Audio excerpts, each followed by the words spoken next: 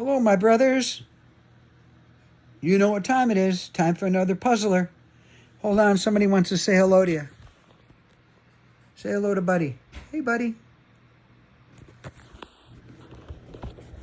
Anyway, I wish everybody luck.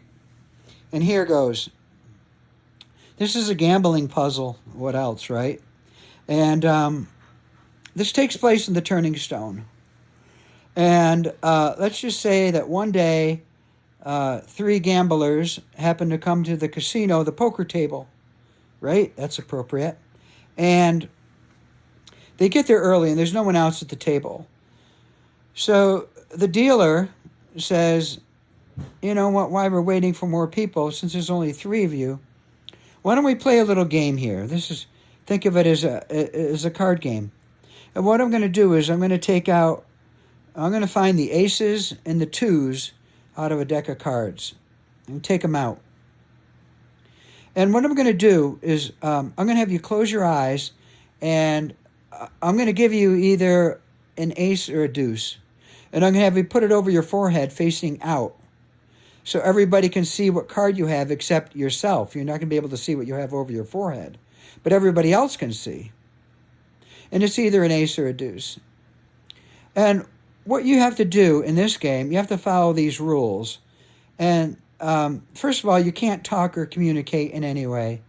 And there's no mirrors at the casino where you can see your reflection, or there's no other people who might give you a signal.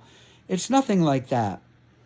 So the rules are then, if you happen to see somebody, and they're sitting in a circle around the table. They're not in a straight line, so they can all see each other. They can all see each other's cards. And the dealer says, if you happen to see at least one other ace, raise your hand. If you see two aces, raise your hand. If you see one ace, raise your hand. If you see at least one other person with an ace on their forehead, raise your hand. That's the first rule. Next rule is, if you know for sure what's over your forehead, without guessing, if you know for sure, stand up and tell me, the dealer, what you have over your head. But you have to explain why. What's the rationale? What's the reason for how you know for sure what's over your forehead?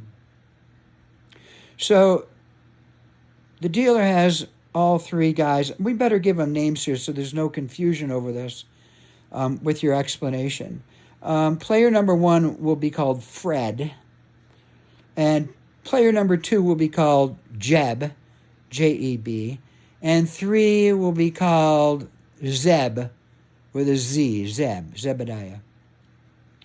So the dealer has them close their eyes and gives them each a card that they put over their forehead facing out.